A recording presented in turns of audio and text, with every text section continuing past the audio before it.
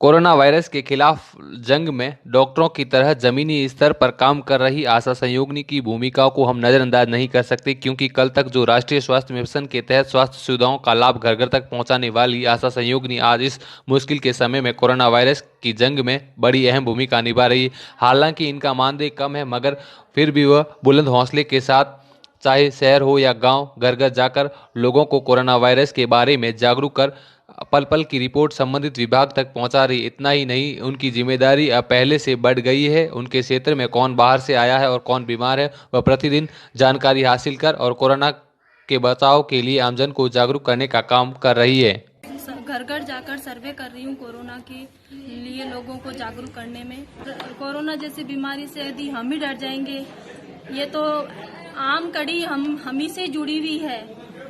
Corona जैसी बीमारी के लिए हम नहीं लड़ेंगे तो कौन लड़ेगा। चिन्हित करते हैं जहाँ पर बाहर से आए हुए लोग हैं, और वहाँ पर हम उनको जाके उन लोगों से हम मिलते हैं और उनको हम 14 दिन तक घर के अंदर ही रहने को कहते हैं।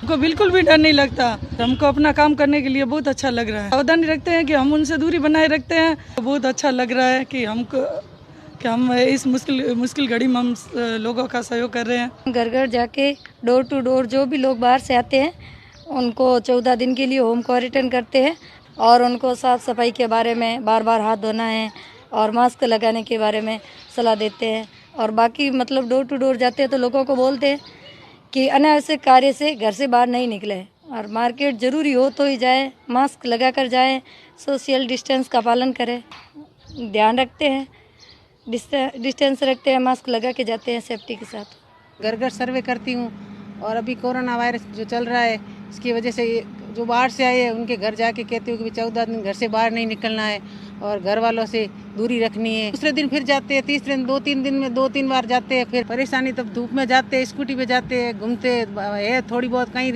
रोड बनी हुई है, कहीं धूड़ है, वहाँ जाते हैं जरूर। सर अच्छा लगता है, क्योंकि जहाँ इस बीमारी में मदद नहीं करेंगे तो और कब करेंगे। बाड़मेर ज़िले की जहां हम बात करें तो बाड़मेर ग्रामीण क्षेत्र में 25 आशा सहयोगिनी है जो काम कर रही है, और शहरी क्षेत्र में बाड़मेर और बालोतरा 2 शहरी क्षेत्र है जिसमें आशाएं शहरी क्षेत्र में काम कर रही है, जिनमें लगभग 108 आशा सहयोगिनी है जो शहरी क्षेत्र में काम कर रही है।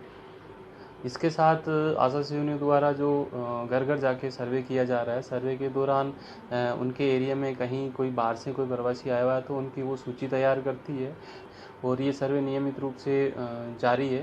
और इसके साथ जो बाहर से जो लोग आए हैं, होम क्वारंटाइन जिनको कर रखा है, उनकी भी वो घर जाके उनकी स्थिति का भी पता लगाती है और आवश्यक जानकारी भी उनको दी जा रही है। तो किसी परेशानियों के बाद में भी वो इसके साथ में भी काम कर रही है, जिनके छोटे बच्चे भी हैं, बट उनके साथ उनका भी घर का काम भी करके उनके साथ लगातार वो सर्वे का काम भी कर रही है। इसके शहरी क्षेत्र की जहाँ हम बात करें तो गर्मी इतनी है, बट शहरी क्षेत्र में इतना वो स्थिति नहीं है, क्योंकि घर जो है आसपास है और उनको ज़्यादा दिक्कत नहीं आती। लेकिन गाँव की जहाँ हम बात करें, ढानियों में, जैसे बाड़मेर ढानियों में बसा हुआ है, तो वहाँ उनको गर्मी में काफ़ी सारी परेशानी आ रही है।